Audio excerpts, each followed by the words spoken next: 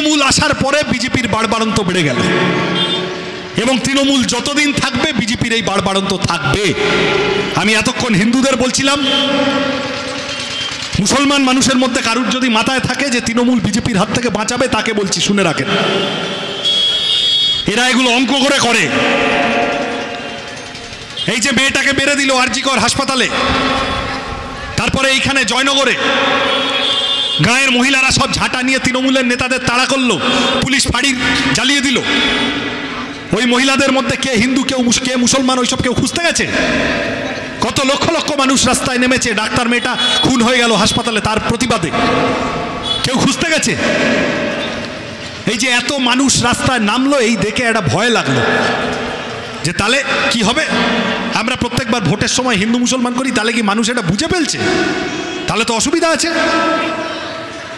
তখন আবার দুই পক্ষ একসাথে নেমে গেল। শুভেন্দুকে বলল যে তুই রামনবমী, বাংলাদেশ ইত্যাদি ইত্যাদি নিয়ে তুই বাজার গরম কর, আর ওদিক থেকে সিদ্দিকুল্লাহকে বললো এরপরে ওয়াকফ বিলটা আসছে, ওইটা নিয়ে আমি পুলিশকে বলে দেবো, চিন্তা করার ব্যাপার নেই, তুই মুর্শিদাবাদে 2-3 দিন ঝামেলা পাকাবি। ঠিক বলেছি তো? তাহলে হয়ে গেল, ভাগাভাগি হয়ে গেল। শুভেন্দুও মজা, এই যে কালকেও লাঠি চালিয়েছে। তা শুভেন্দু অধিকারী তৃণমূলেই তো ছিল, 2016 সালের প্যানেল নিয়ে তো এত ঝামেলা। তা সে লোক তো 2016 সালে তৃণমূলের নেতা, মেদিনীপুরে কম এসএসসি টেটে কম চাকরি ঝেড়েছে, মালদা মুর্শিদাবাদে কম টাকা তুলেছে। শুভেন্দু তালে আছে হিন্দু মুসলমান ঝামেলা বাদুক, তাহলে আমি হিন্দুদের রক্ষাকর্তা হিসেবে মার্কেটে নামবো। তুমি হিন্দুদের কেউ না, তোমার অনেক আগে, তুমি জন্মানোর বহু বছর আগে হিন্দু থেকে আগে থেকে হিন্দু ধর্ম আছে। তুমি একটা সিম্পল চাকরি চোর, তুমি একটা চাকরি চোর। আর উল্টো দিকে ববি হাকিম আছে, সিদ্দিকুল্লাহ আছে, তালে ববি হাকিম ভাবছে যদি ঝগড়াটা বাঁধে তাহলে ও যেমন হিন্দুদের বাঁচাবে ওইভাবে নামবে, আমিও তখন ঝাঁপিয়ে পড়বো, বলবো এই দেখো আমি মুসলমানদের বাঁচাতে এসেছি। আরে তোমার আগেও মুসলমানরা ছিল, তোমার পরেও থাকবে, তুমি মুসলমানদের বাঁচানোর কেউ নও।